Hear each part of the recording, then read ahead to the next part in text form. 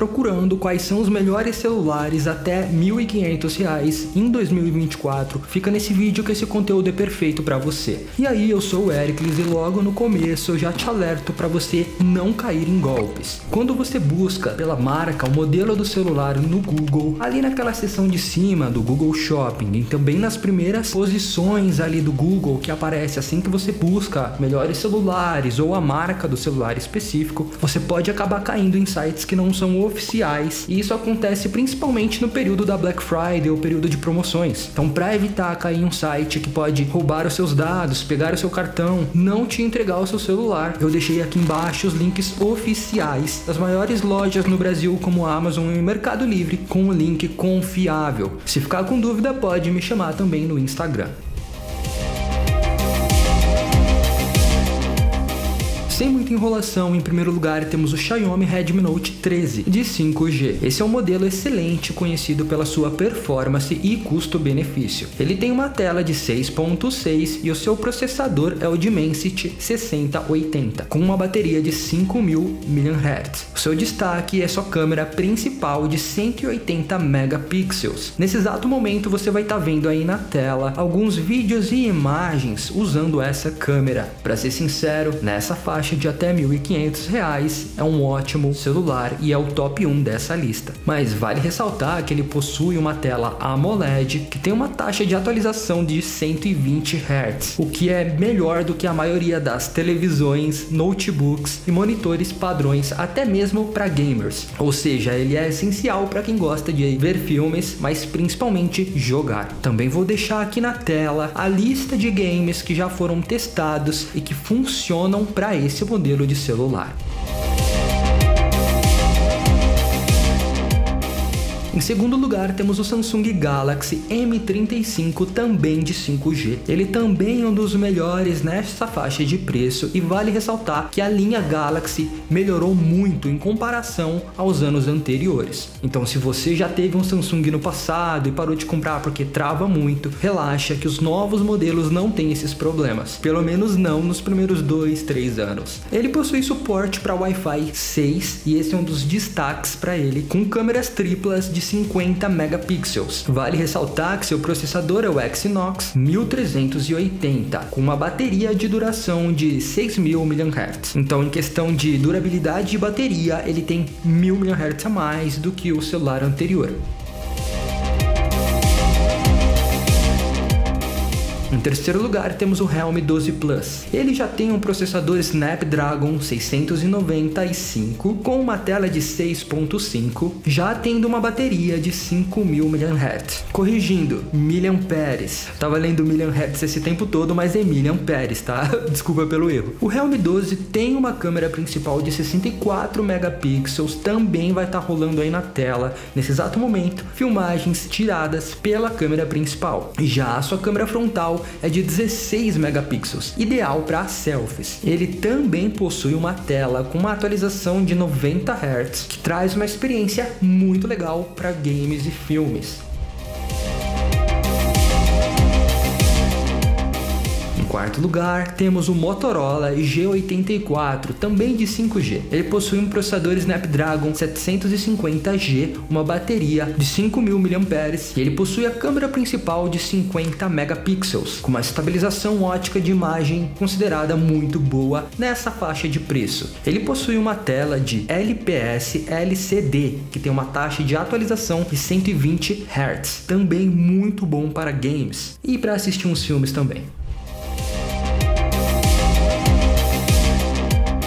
Em quinto lugar, temos o Xiaomi Poco X6, também de 5G. Ele possui um Snapdragon 778, uma bateria de 5.000 mAh, também com uma câmera principal de 64 megapixels, só que a frontal dele é de 20 megapixels, o que torna ainda melhor a experiência para vídeos no TikTok, selfies no Instagram e etc. Ele já tem uma tela de AMOLED com uma taxa de atualização de 120 Hz, garantindo uma ótima experiência. Então, para quem visa câmera e tela, eu acho que esse é um dos mais recomendados. indicados. E esses foram os melhores celulares até R$ 1.500. Vale a pena ressaltar que podem ocorrer alterações nos preços, mas é muito interessante clicar nos links aqui embaixo para poder acompanhar as melhores promoções. Na descrição a gente atualiza e mantém sempre com os melhores preços no mercado, trazendo comparativo e buscando os lugares mais confiáveis e somente sites oficiais. Eu vou ficando por aqui, não esquece de se inscrever para acompanhar outros tops aqui no Mania Tech. Valeu, fui!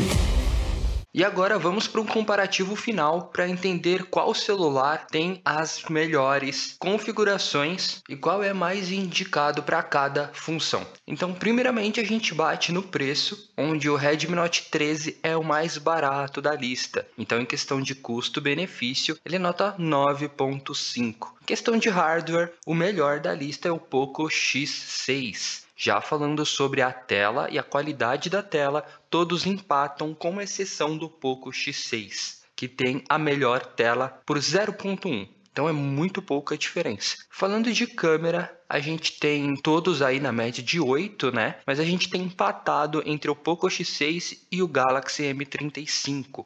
Com uma câmera de nota 8.1.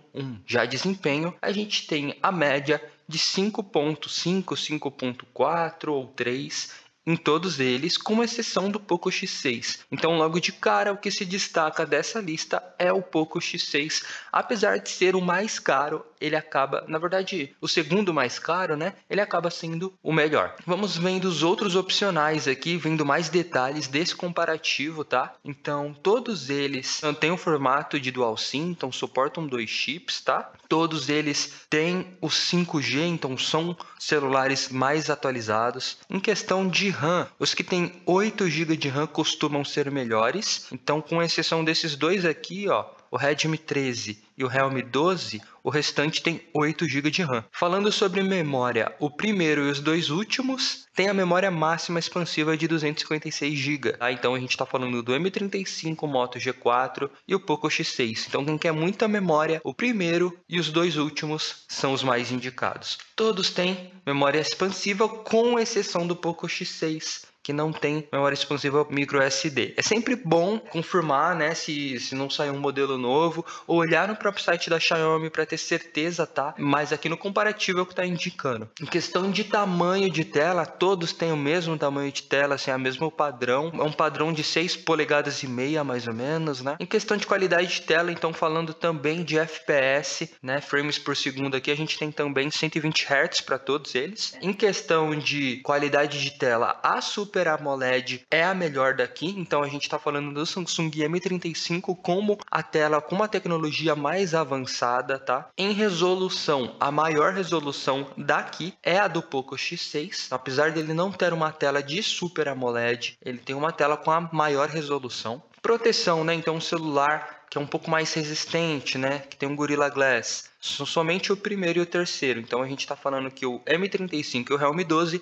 não tem Gorilla Glass ou algum outro tipo de proteção. Em questão de câmera, já em questão de câmera, a gente vê meio que um empate aí de resolução, né? Aqui, ó, em resolução, com o segundo e o terceiro. Então, o Redmi Note 13 e o Realme 12, que são os melhores daqui em resolução. Falando em megapixels, eles também se destacam, com 108 megapixels cada um deles. Já falando de câmera frontal, a gente tem um empate, digamos assim, entre o segundo, o terceiro e o último, com câmeras de 16 megapixels. Então a gente está falando que o Realme Note 13, Moto G4 e o Poco X6, eles empatam com uma câmera frontal melhor do que o do M35 e o Realme 12. Então dá para perceber que eles são muito parecidos, muito próximos, né? Mas até agora o destaque ainda continua sendo o Poco X6. Falando em gravação de vídeo, olha só, o Poco X6, que é o último, e o Galaxy, né, o M35, são os únicos que têm a resolução de gravação em 4K, né? Isso é muito importante, principalmente para quem for gravar vídeo para YouTube ou algo do tipo, né, para redes sociais. Só que o M35 é o único que tem a câmera frontal que grava em 4K. E é isso aí. Agora falando em HDR, os únicos que tem HDR é o primeiro e o